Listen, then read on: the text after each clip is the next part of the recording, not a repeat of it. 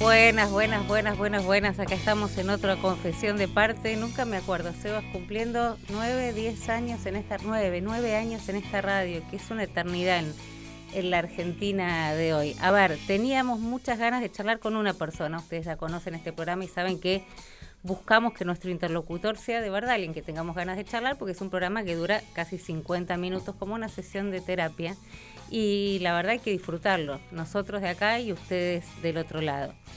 ¿Y por qué digo que la buscábamos especialmente a Graciela Camaño? Porque creo que hay dos cuestiones sobre las que pivotea. ¿Cómo estás, Graciela? Bien, ¿qué tal? Buen día. Sobre la que pivotea particularmente la gestión de Milei, que las conoces como nadie. Una tiene que ver, después te lo voy a preguntar, con la praxis parlamentaria de los libertarios. No tienen, ¿qué está? 20 años estuviste, ¿no? ¿Consecutivos en el Congreso? No, en realidad tuve 8 mandatos. 8 mandatos, pero tuviste 20 y después... En uno de los mandatos renuncié para ir al Ministerio de Trabajo. Al Ministerio de Trabajo. Y ahí, bueno, por supuesto, vamos a estar hablando de qué hacen quienes en las bancas. 30 años tuve. Claro, pero ¿no fueron 20 y después 9? Sí. No estuvo dividido de esa manera. No recuerdo bien cómo estuvo dividido, pero fueron 30. Estamos en 30, estamos bien, cerramos en 30. Y recién mencionabas tu paso por el Ministerio de Trabajo, nada más y nada menos, en un momento donde lo que se está discutiendo, como nunca y sin saber, creo que las dos cosas, es la reforma laboral. Este gobierno dice, vamos por la reforma laboral, la reforma tributaria, la reforma previsional y... supongo que como para entretener un poco, la reforma del Código Penal. No sé si están tan interesados en esa última reforma como en las otras 3. La de trabajo, Graciela Camaño, ya hizo que 2 sindicatos anunciaran medidas de fuerza cuando no se conoce el proyecto. ¿Me explicás un poco esto? Claro, lo que pasa es que es una reforma que viene de la mano de un gobierno que ni siquiera es liberal, es libertario, un invento bastante extraño que por lo pronto produce un cierto interrogante respecto a cómo la van a encarar, ¿no es cierto? De todos modos, yo creo que ahí quienes gobernaron el país durante 20 años y no se dieron cuenta de lo que estaba pasando, tienen poco derecho para la queja. ¿Cómo no se dieron cuenta? Mira, evidentemente no se dieron cuenta porque durante prácticamente 15 años estuvieron con la... A ver, nosotros en este momento estamos con 9 millones de trabajadores de la población económicamente activa, que son 14 millones y medio. Hay 9 millones de trabajadores que están sin derechos, o sea, sin registrarse. Y 6 millones de trabajadores están registrados. En la informalidad. En la formalidad hay 6 millones. ¿Y en la informalidad? Y en la informalidad hay 9. Bien, ahora... Entonces, si esto no esos 9 no los alcanza la reforma, ¿sí? Si esto no te llamó la atención, claro, no te llevó a involucrarte en el tema y rendirte ante una evidencia que es el enorme cambio que hay entre el trabajo del siglo XX y el trabajo del siglo XXI. O sea, evidentemente, y cualquiera, te invito a que lo razonemos juntas incluso, cualquiera se puede dar cuenta de que evidentemente la legislación nuestra, que es del siglo XX, no alcanza a cubrir a los trabajadores del siglo XXI. Y vos decís, los gobiernos anteriores nunca se preocuparon por esto. Y creo que nunca, y el sindicalismo también hay que decirlo, por supuesto, porque el sindicalismo tenía que haberse dado cuenta de que estaba tutelando con su acción colectiva, estaba solamente tutelando a aquellos que estaban registrados. Entonces no hubo ninguna gestión, acción importante que permitiera ver qué estaba sucediendo con los otros trabajadores. Y en el mientras tanto, el modo de producir tuvo un cambio abrupto. Mirá, yo te invito a que lo repasemos, ¿no? Dale, porque es interesante el repaso. Nosotros, bueno, vos sabés que el individuo, el hombre, el humano, empezó siendo un agricultor, ¿no? Después de ser agricultor pasó a ser un artesano, o sea, manufactura, talleres de artesanías, con herramientas simples, trabajo manual. Y de ahí pasamos a lo que es el sistema fabril, que es el gran, digamos, motor de los cambios revolucionarios que hubieron en la humanidad. En el sistema fabril, cuando vos comenzaste en el siglo XX, lo que tenías es algo que se denomina Fordismo, es la concentración de obreros, las máquinas en las fábricas. Fordismo por Ford, ¿no? Por los autos y la dinámica, digamos, de producción que tenían. Sí, por la dinámica de producción, ¿no es cierto? Bueno, de ahí vos pasaste a lo que es el taylorismo, que es la estandarización, o sea, esto que era aglutinar los trabajadores en las fábricas, etcétera, que hubieran máquinas para hacer, fundamentalmente eran textiles, o sea, algunas manufacturas las hacían de esa manera. Pasaste a lo que es el taylorismo, que es todo digamos, la estandarización, la cadena de montaje, una producción en masa. Y de ahí, cuando vos empezás el siglo XXI, salís de eso y pasás a lo que se denomina postfordismo. ¿Por qué? Porque vos tenés ahí lo que se denomina neotaylorismo digital, que es digamos, la irrupción de la comunicación, ¿no? de la tecnología de la informática. Y entonces ahí empiezan a aparecer empresas del tipo, no sé si puedo darte, sí, dale, tranquila. Amazon, sí. El propio Uber, ¿no? O sea, una manera de trabajar distinta. Después pasás a lo que es el trabajo en red o Network Organization, que son las TICs. ¿Esto qué hace? Las empresas y los trabajadores se conectan por medio de la tecnología, con estructuras horizontales, estructuras descentralizadas, hay como una suerte de colaboración global, hay teletrabajo. Bueno, o sea, vos decís, todo esto no se ayornaron, no se adecuaron, no tuvieron. Y después pasaste a lo que es la automatización o inteligencia artificial, o sea, el uso de los algoritmos. ¿Qué quiere decir eso? El hombre ya no es el que organiza el trabajo, lo hace, etcétera, sino que supervisa los procesos que son automatizados. Y esto va a lo que es la fábrica. Sí. O sea, ya el trabajador no es el que tiene que ensamblar uno por una las piecitas, sino que directamente programa la máquina y la máquina lo hace. De ahí pasás a lo que es la economía de plataformas. De ahí también tenés otra manera de producir con lo que se denomina el trabajo verde, que hay determinadas actividades que son realizadas por aquellas personas que tienen una ética ambiental diferente y que entonces se organizan por medio de cooperativas, etcétera, etcétera. El más paradigmático que tenemos nosotros es el tema de los residuos, o sea, el reciclaje. Sí, a ver, pero te quiero preguntar lo siguiente, Graciela Camaño. Entonces, toda esa revolución, ¿cómo no la asumiste? Pero cuando decís no la asumiste, hablamos de los sindicatos, hablas del peronismo, hablas del hablo maquinismo. De todo. Y el peronismo me lastima porque el peronismo de alguna manera ha sido el que ha comprendido a la clase trabajadora. O sea, ¿cuál es la característica que distingue a Juan Domingo Perón? Haber tenido la sensibilidad cuando lo mandaban como teniente a garrotear a los misioneros que estaban talando los bosques, los mandaban a garrotearlo y él iba y negociaba, porque se daba cuenta de que el hombre en el trabajo tenía derechos y que en realidad lo que estaba ocurriendo es que esos derechos no se ponían en práctica. Y de ese peronismo ¿qué es lo que te duele? Me duele todo esto que nos ha pasado. Y además lo otro. Nosotros... Pero, espera, en el gobierno de Alberto Fernández, y creo que antes sí venimos viendo también, pero sobre todo este crecimiento que vos decías de la informalidad, que un poco surgió el número en la pandemia, ¿no? No. El número de la informalidad yo lo escuché por primera vez en boca de la entonces Presidente de la Nación en una asamblea legislativa. Mira. Donde ella, en la asamblea legislativa, mencionó un 35% de informalidad en su gobierno. De Cristina Fernández de Kirchner. Así es.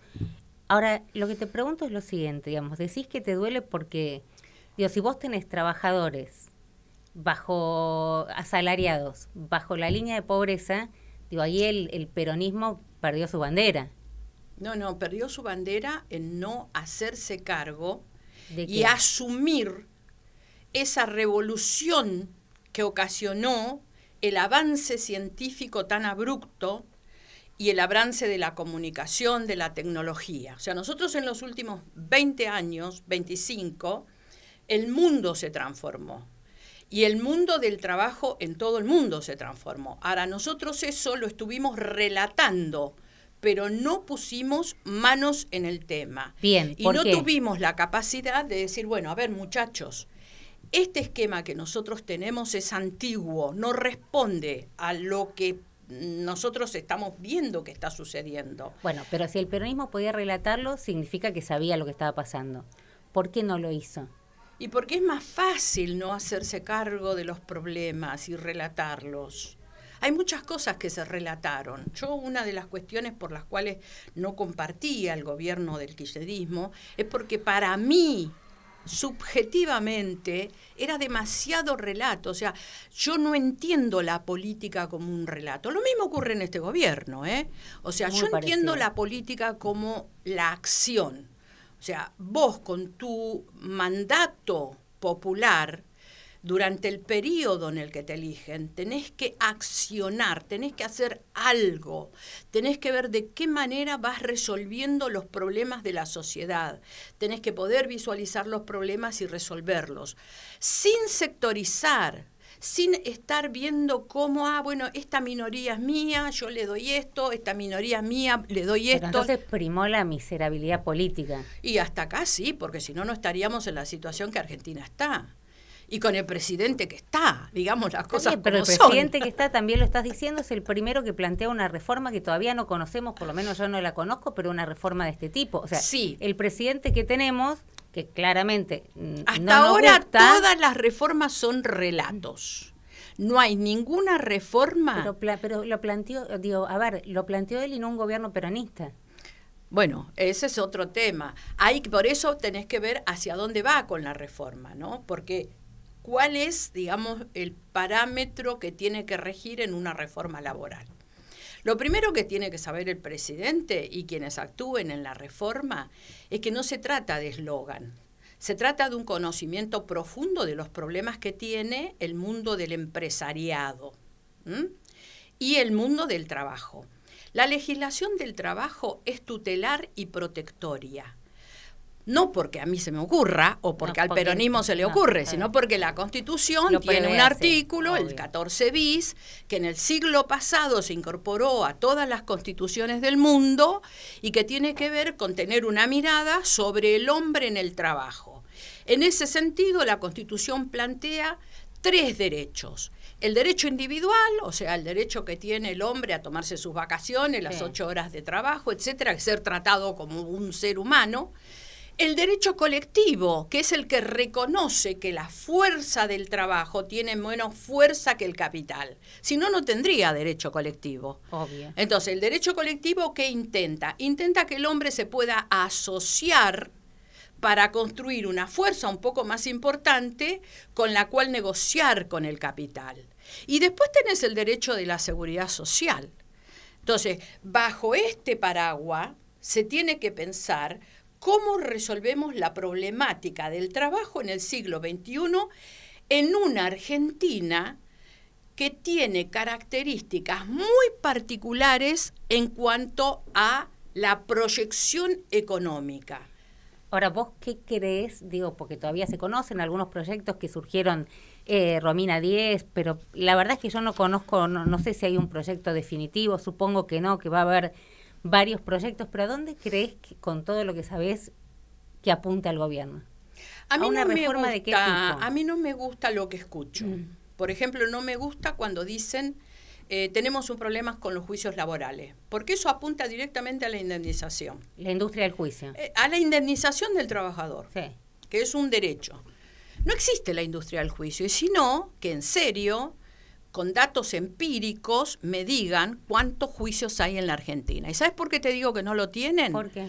Porque el derecho laboral se delibera en los fueros provinciales. ¿Qué te quiero decir con esto? Que nosotros tenemos que saber, en principio, de cada una de las 24 jurisdicciones de nuestro país, cómo está el tema de los juicios laborales. No lo sabemos. Entonces, ¿qué podemos decir? Y podemos hablar, por ejemplo, de la Justicia Nacional del Trabajo, que es la que tiene sede en Cava. Ahí hay un trabajo interesante que lo hizo el Consejo de la Magistratura de Cava respecto al tema de los juicios laborales, y la verdad que las cifras no te dan los números que te plantean. Que cuando salen uno y otro empresario, particularmente pyme, para decir que es insostenible el proyecto, el negocio, el comercio, porque toman a alguien y a los 3 días le está haciendo un juicio laboral, no es cierto. A ver, el trabajador, ¿cuándo te hace un juicio? Cuando vos no cumplís con una obligación. Sí. Si no, ¿por qué te va a hacer un juicio? Si tiene que trabajar, no tiene que hacer juicio. El trabajador hace un juicio cuando después de haber acumulado una cantidad de tiempo de estancia en negro, en estos 9 millones que está, sabe que tiene los derechos, que no se los cumplieron y que los puede reclamar. Por eso te va a juicio. ¿Me entendés? Pues si nadie inventa una situación de irregularidad, tiene que... Probablemente haya algunos que la inventen, pero no es la generalización. Además, cuando vos tomás del total de juicios que hubo, cuántos llegan al fallo final y cuántos se quedan en los acuerdos intermedios, porque en el derecho laboral la conciliación es obligatoria. Sí. Entonces vos vas a una instancia administrativa de conciliación, que acá en Capital se hace a través del SECLO, y ahí tenés la posibilidad de conciliar. Bueno, fíjate los números de la cantidad de casos que quedan resueltos en el SECLO y la cantidad. ¿Por qué hace eso el trabajador? Porque sabe que si tiene que esperar el juicio, espera la calenda griega. ¿Me entendés? Entonces no es cierto que el trabajador sea un pleitero profesional. No es cierto. Bueno, eso decís, no me gusta lo que escucho. Una de las cuestiones que iban a apuntar es a la industria del juicio, que vos decís... No apuntan a la industria del juicio. No, una de las cuestiones de la reforma. A quitarle un derecho concebido, que es el derecho a una indemnización cuando se va del trabajo. ¿Por qué tiene el trabajador un derecho a la indemnización? Por la sencilla razón de que hay un periodo entre un trabajo y otro, en un país que tiene trabajo, el nuestro no lo tiene... hay un periodo en el que vos tenés que sobrevivir hasta el próximo trabajo. Entonces, ¿qué es lo que se reconoce? Y se reconoce todos los años que trabajaste, se reconoce, o sea, ¿cuál es la indemnización real del trabajador? 2 meses. Bien. Entonces quiero entender, ¿vos crees que la reforma de mi ley apunta contra la indemnización? Y sí, por lo que se está diciendo sí, por el relato también. Bien. ¿Qué otra cuestión que decís de las que escuchás no te gustan? ¿Cómo se va a flexibilizar? A ver, indudablemente si tenés tantos modelos de producción, vos necesitás tener la posibilidad de elaborar la forma en que el trabajador tenga derechos en el modelo en que está produciendo. Y vamos a poner algo que conocemos todo para identificar de lo que estoy hablando. Los Rappi. O todos los trabajadores que trabajan con una aplicación. Con aplicaciones, sí. ¿Me entendés? ¿Qué es lo que vamos a pensar para ese trabajador? Ahora, ¿es lo mismo ese trabajador que un trabajador de una de las grandes fábricas, de las pocas grandes fábricas que hay en la Argentina? No, desde ya que no es lo mismo. ¿Me entendés? Ahora, vos sabés que muchos trabajadores de Rappi, que parte del voto de mi ley se llamó el voto Rappi, querían desregularizar, decían, yo me quiero tomar vacaciones cuando quiero, no tengo ganas de tener un contrato laboral inflexible.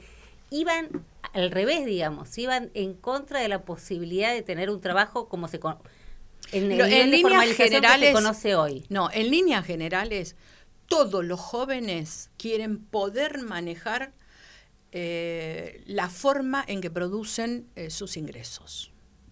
O sea, es muy difícil que el joven se entregue a la vieja relación del trabajo que estaba vinculada con ingreso a una fábrica y ahí me quedo. 30 años, o sea, 40 y se queda, si es posible, mi hijo, mi nieto, ¿me entendés? Ese tipo de trabajo ya no existe, los jóvenes no están pensando en eso. Bien, pero vos decís, van a flexibilizar y van a aprovechar ¿para qué? Y de repente para una flexibilización más grande en otros sectores. Por ejemplo. Meter la mano en, qué sé yo, tercerizar que ya también se hizo durante un gobierno peronista, el del doctor Menem. Sí, claro. Tercerizar, y entonces mandar en una fábrica toda una suerte de fraccionamiento según la tarea, dejar solamente los que manejan las maquinitas que ahora hacen todo el trabajo, y el resto todo precarizado. En fin, me da la impresión de que la idea es flexibilizar. ¿Lo escuchaste a Sturzenegger hablar de...? Y vos fíjate qué increíble que es, ¿no? A ver. Lo voy a correr en esta al gobierno por izquierda. A ver, escucho atentamente, escuchamos a Camaño atentamente. ¿Cuál es el problema que yo advierto que tiene más grande el mundo del trabajo? Que es un sector que está organizado con una fuerte vinculación con el Estado. En el derecho colectivo del trabajo, el Estado participa de una manera atroz. ¿Por qué? Porque el Estado es el que decide quién es sindicato y quién no. ¿Por qué? Porque el Estado le otorga al sindicato la personería gremial. ¿Me entendés? Entonces, si los trabajadores se organizan por sí solos, no sirve, la libertad ahí no corre. No corre. Es el Estado el que te tiene que dar el certificado de sindicato. Pero entonces, sí, ¿querés una intromisión del Estado más? Pero ¿cómo funcionaría? En las obras sociales. Pero espera, ¿y cómo funcionaría? Bueno. La representación colectiva. Que empiecen a pensar.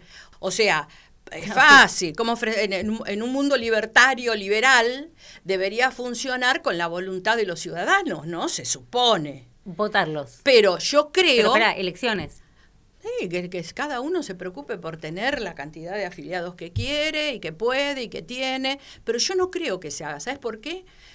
Porque el Estado interviene... Pero para que me perdí una parte. Vos decís elecciones, pero se presupone que hay elecciones dentro de cada uno de los sindicatos. Pero solamente representan los convenios colectivos, sí, que por cierto...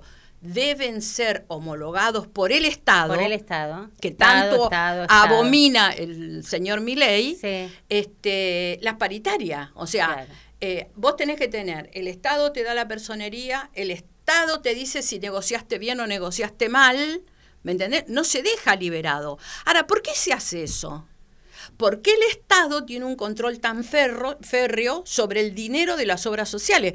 Porque vos siempre tenés al sindicalista como culpable. Y el Estado, que es el que tiene el control del dinero, a quien le ingresa el dinero y después lo distribuye. Que los sindicatos se oponen a esta reforma porque le van a sacar las cajas. Si las tiene ahora el Estado, las tienen los funcionarios de él, no las tienen los sindicatos. Los sindicatos lo que hacen es prestar el servicio y después cobrarle al Estado el dinero que gastaron. El que administra los fondos de las obras sociales es el Estado. Y a ver, yo pienso en todo esto que estás diciendo, que es un montón. Bien, porque tenía ganas de charlar con Graciela Camaño. Estoy tratando de pensar en esta lógica, en la lógica que vos estás planteando, ¿le sirve al gobierno poder pisar paritarias, por ejemplo? Por supuesto. Para su programa económico. Ese es el problema más serio que tiene el sindicalismo y que la izquierda te lo plantea. A ver. ¿Por qué la izquierda no llega a la conducción de los sindicatos y se queda con los delegados? Sí. Y bueno, porque el Estado le dice, no, ustedes no pasan. Pero el Estado le sirve a este plan económico y para manejar la macro como sí, lo está manejando, para frenar, sí, le sirve. A este gobierno, al otro. A todos los gobiernos les sirve tener los sindicatos en este sistema de unicidad sindical, que así se denomina, una sola CGT, hay dos. De hecho, nada más que porque los muchachos jorobaron demasiado los de la CTA. Y en sindicatos que tienen personería gremial, vos podés ser reconocido y podés actuar gremialmente, pero si no tenés personería gremial, no discutís el convenio. Okay. Y si no discutís el convenio, no estás discutiendo la vida del trabajador. Está bien, ¿me y con entendés? una paritaria pisada también es más fácil tener una inflación del 2,3. Totalmente. Bueno, viste que por ejemplo, uno de los sectores económicos de este país más beneficiado es el sector financiero en los últimos gobiernos. Sí. Y por supuesto, los dirigentes sindicales del sector financiero sacan buenas paritarias. Ahora el gobierno siempre le pone el pie en la cabeza y le da la baja. Le pone el techo. Obvio. ¿Me entendés? Entonces, ¿quiere discutir Milei con los preceptos de la libertad? ¿Por qué no discutimos esto? la intromisión del Estado en todas las áreas de vinculación laboral. Del derecho colectivo de los trabajadores. O sea, bien, el Estado está metido, enquistado en el derecho colectivo de los trabajadores. Sí, señora, decís, le ¿por qué pone no, techo? mi ley, sacalo. Si te importa, claro, si sos tan libertario, empezá por ahí. Empezá por ahí. Ahora, de todos modos, también hay una cosa. Esto siempre lo decía Roberto Labaña, que algo hizo por este país. Él siempre dijo, las reformas laborales se tienen que pensar, un economista. Sí. Un economista que durante toda su gestión tuvo superávit gemelos.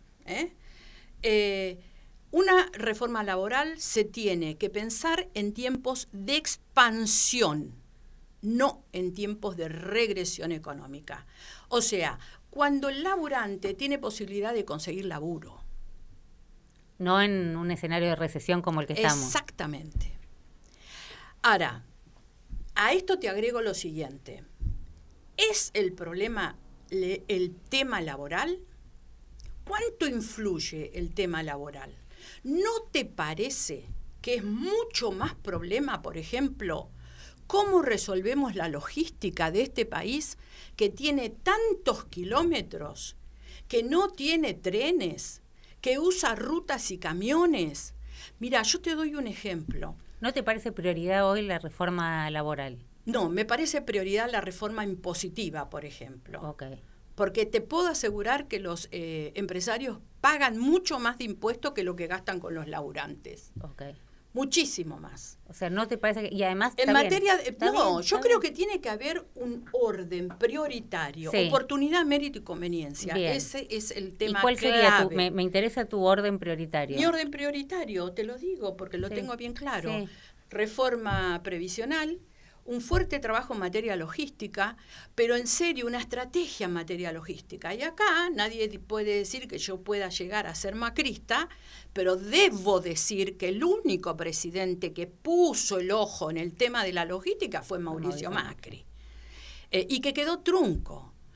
Vos fijate que la logística en Europa se lleva el 5%. Nosotros gastamos, un tipo que quiera trasladar la riqueza, bla, bla, bla, 17 y pico % le sale la logística. En Estados Unidos, que ahora parece que somos muy amigos y hermanos, íntimos, 5% la logística, ¿me entendés?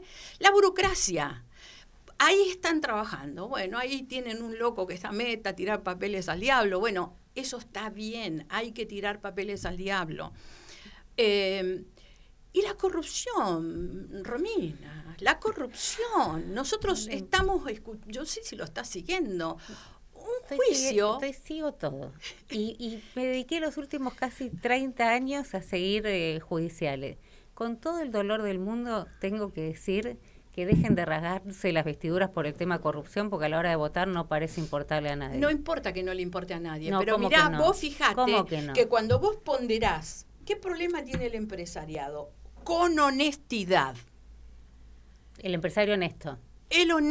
No, que lo planteemos políticamente con honestidad. Sí, okay. Si el tipo tiene que pagar coima para todo, ¿a vos te parece que eso no es un costo? Vos hablas de cuadernos, particularmente. Hablo de todo.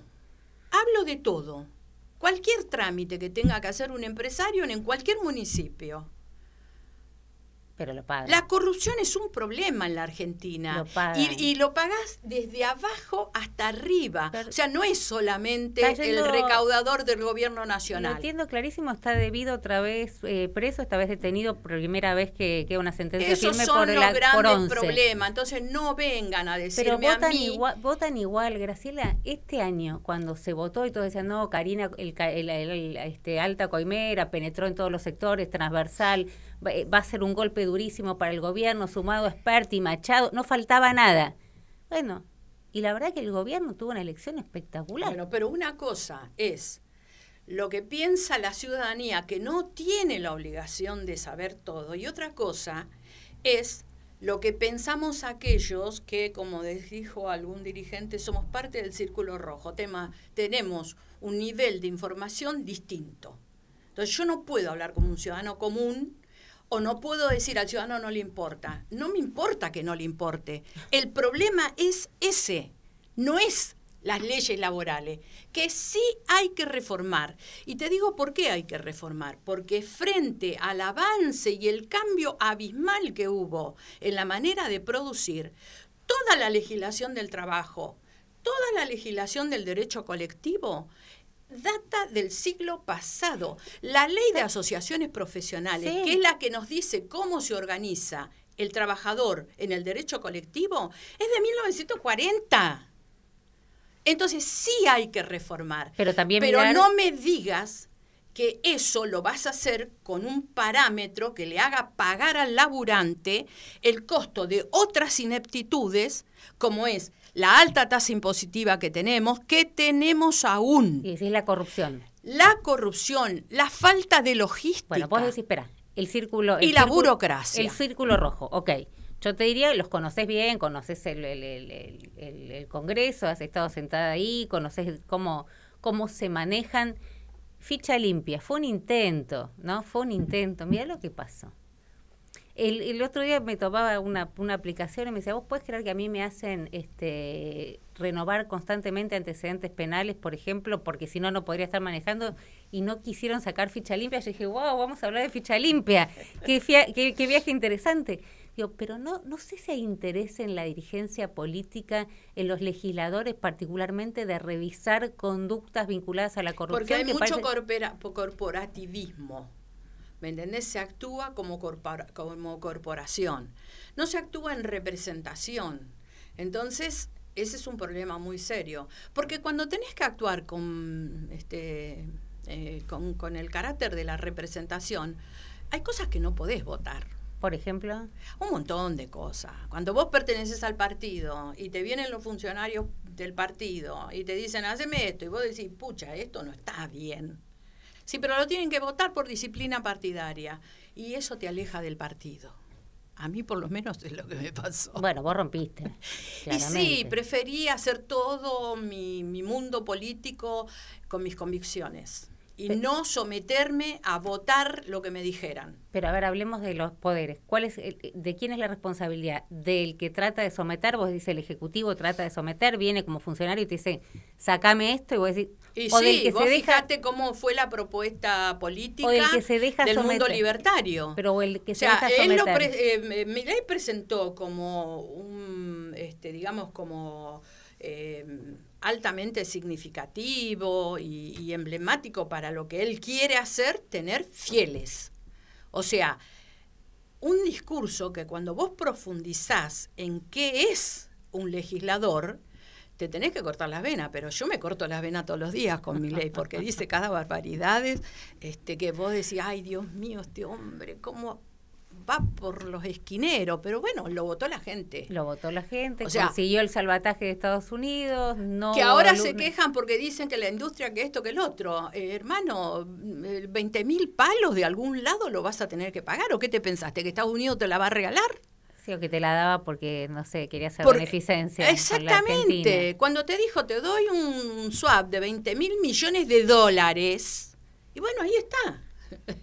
En el acuerdo marco no es acuerdo todavía, no es un marco para un acuerdo. Okay. Acá hay como una suerte de borrador para un acuerdo, sí, que no es tampoco arancelario. No. Por eso ahora están hablando pavadas respecto a que el Mercosur no afecta al Mercosur, porque es para arancelario. Pero este acuerdo marco es parte de lo que vamos a pagar por los 20.000. Totalmente. Okay.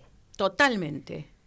Porque cuando uno toma una deuda la tiene que pagar, seas privado o país. Y claramente Estados Unidos te la va a hacer pagar, ¿no? Obvio. Aunque nos quiere mucho Besen, Bennett y toda la banda, nos lo van a hacer pagar. Ahora, te preguntaba, ¿de quién es la responsabilidad? ¿El que quiere someter o el sometido? Igual que con el tema de coimas y corrupción. ¿De quién es la responsabilidad? ¿Por dónde arrancás? Porque yo creo que vos decís el empresario tiene que pagar coimas. Ok, ¿tiene que pagar coimas? El sistema está así. ¿Y si no paga? El sistema está así. ¿Me entendés? Ahora, hay cosas que, bueno, deberían pasar más rápidamente. Por ejemplo, el famoso acuerdo de la OMC, que algunos lo presentan como una suerte de claudicación, en realidad yo lo trabajé muchísimo, lo leí mucho. La primera persona que planteó la posibilidad de un acuerdo fue Roberto, por sus años de experiencia en Europa, después él temía algunas cosas respecto a la competitividad, o sea, tenía como un paraguas, pero siempre valoró mucho lo institucional de lo que era adherir a la OMC, ¿no es cierto? O sea, todo lo que estaba referido al control, a la institucionalidad. Vos cuando adherís a la OMC, nosotros vamos a adherimos como Mercosur y se está trabajando para ver qué se hace en Argentina. Es un tratado muy exigente en materia de institucionalidad.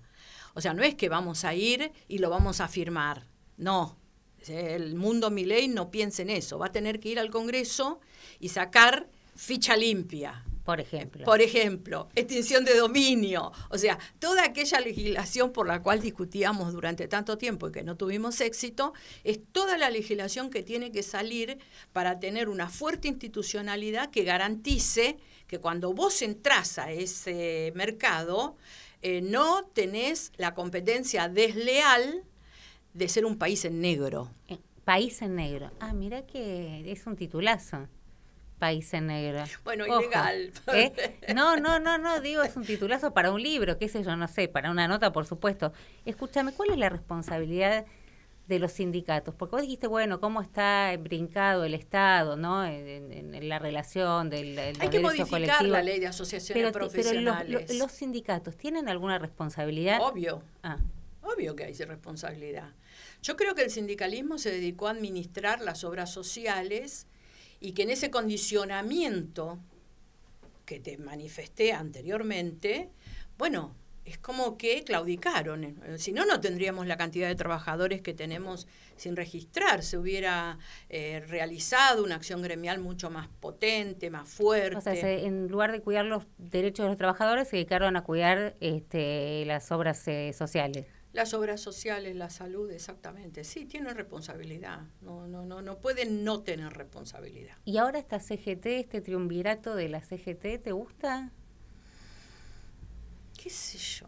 No sé, a ver... Pero conocés ese paño. Yo milité al lado de Rucci, de Adelino Romero, del propio Saúl Ubaldín en plena dictadura. Nunca me gusta lo que veo.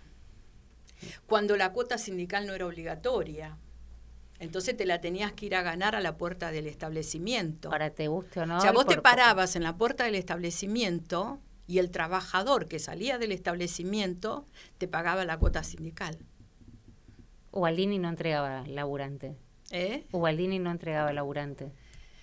No, ese es un poco la época, el momento...